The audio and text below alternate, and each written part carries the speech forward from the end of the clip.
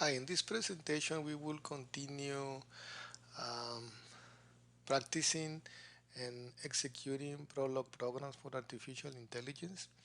And we were just studying this example that is a movie database which illustrates how easy it is to list facts in Prologs, like the one that are listed here. How do we define our structure? Like in this case, we use lowercase, and then there is not specific places in which we need to make the definition of the structures. So, I mean, here this we close here a comment this way, and then like for example, if I want to enclose I mean, define anything else like maybe city, and then I just make the definition of a city, or I can, instead of calling city, I can call it C. I mean, there is no restrictions to me to define the structures. It's just I need to be aware of the way that I make the definitions of the structures. So here is Kenosha. Look at that, I'm using lowercase because I want that to be an atom or a data. If I say uppercase, that will be a variable. If I want to maintain the uppercase, then I need to enclose this uh, in quotes, right? So let's say here, so we have here Kenosha, then maybe Wisconsin, and then you can define as many attributes, and then inside of the definition, if I want to enclose this with a different structure, I mean, I can do that. I mean, it's whatever I think uh, I can make the um, appropriate for my the data. For example, I want to put the history, and then maybe inside history I have a list of historical events, and then and still, I mean, this is the part that this list looks nice because I can make easily definition of the structures that I can use for knowledge. Okay, in this case, I have um, this information here, and then the other part that we need to study is that, okay, we have the definition of facts, basically predicates. We can predicates will be statements that we need that can be proven true or false, or we can call this also rules, that this is a rule that something that needs to be a set of conditions that has to be met for a specific fact to be true. Okay, the querying system is how we actually execute programs. We query the knowledge base. I mean, all this information is contained in a knowledge base, and that's the idea of the system. Like for example, here we got director, and I know director is a structure that contains two attributes, and then one is the name of the movie, so I can call it X, uppercase X, and then who's the director, uppercase Y. And then if I want to execute it, I'm querying, and then I'm getting an answer. So in this case, I'm getting multiple answers because there are multiple movies, right? So it's going, and then I'm going and ask them to execute. And when we're doing this, is the part that we call that we're backtracking and going and see, okay, what I send as a solution is not correct, so it's considered a failure, and then I try to succeed with a different type of option. Okay, so here there are multiple answers.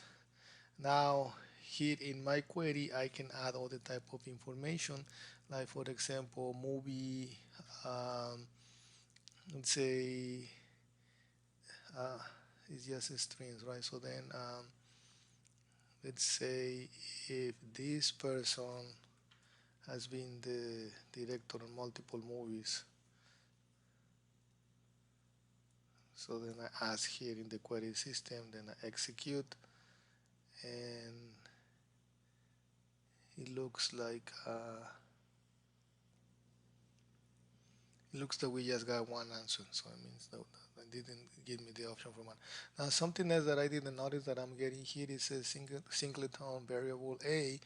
I added this, that was this not in the code. You go into the website, this is not there.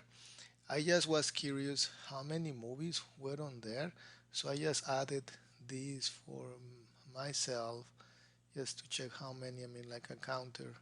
So what I did is I created like a global variable total, and then I call counter from count, and then I retrieve each of the movies.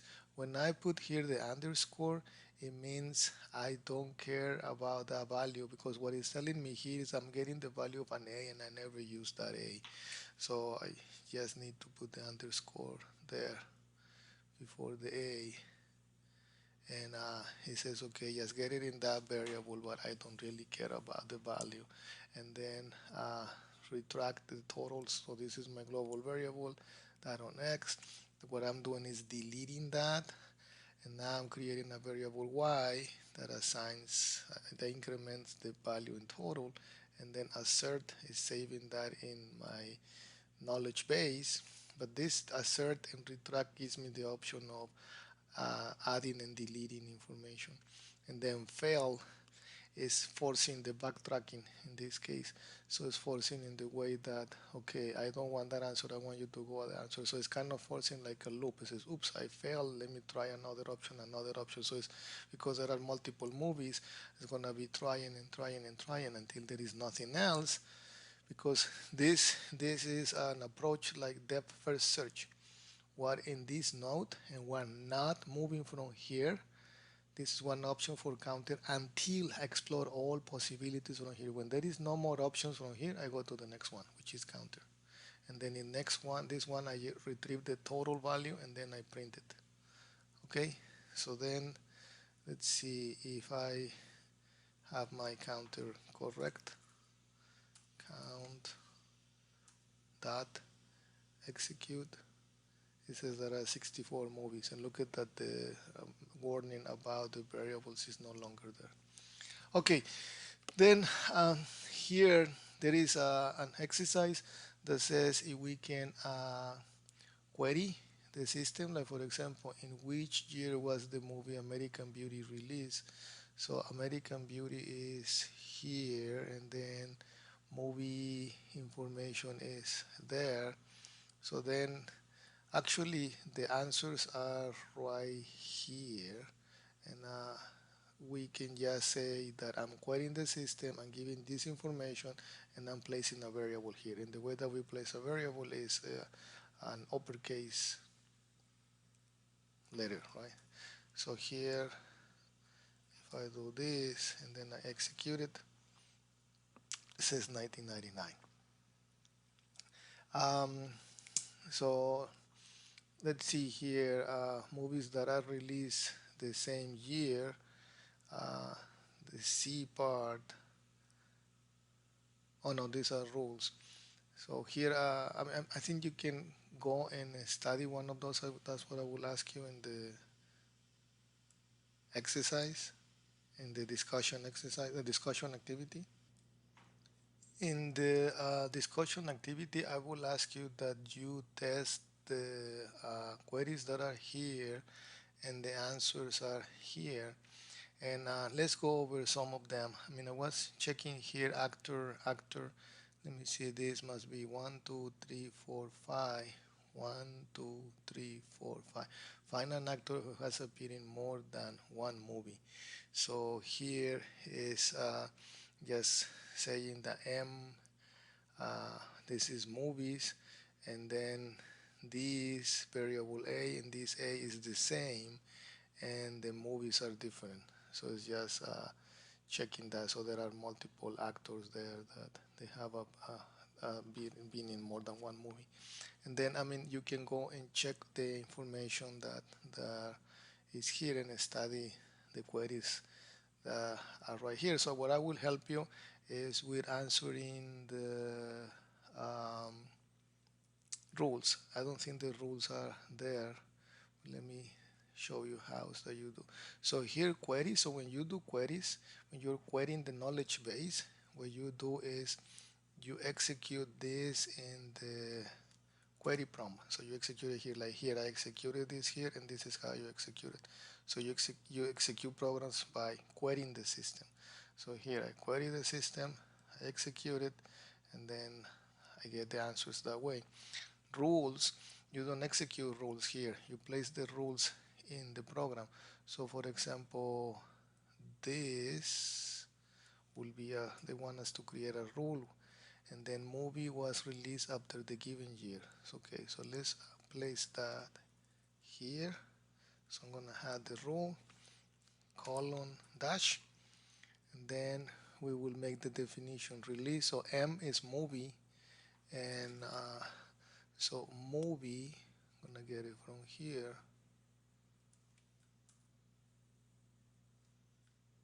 So I open a movie, so M for movie, Y, but it was released, so we're gonna add a condition, so the comma is like an N, Y is, so let's call this Y1, so Y1, or maybe let's use another variable so you don't get confused. So X is the year of the movie, and that X is greater than Y.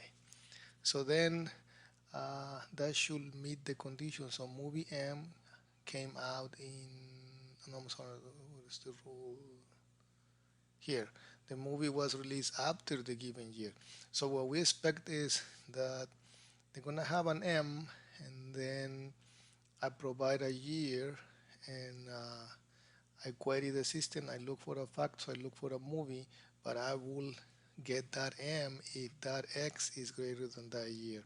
And then the way that you execute this, so this is what we call a rule, and then you finish with a dot. The way that we execute it is with the query system, right? So we go here, and I type a query here, and then what about a movie that was released after 2000? Dot, then run it. So it's giving me CQ is 1, so it's giving me the options there. Okay, so that's how you execute it. Now you can create a more complex query with this, like maybe we say something else, and then you can put another rule or another statement or something else on there. Okay, so then I will pause again because it's 12 minutes, and I will continue on a third video.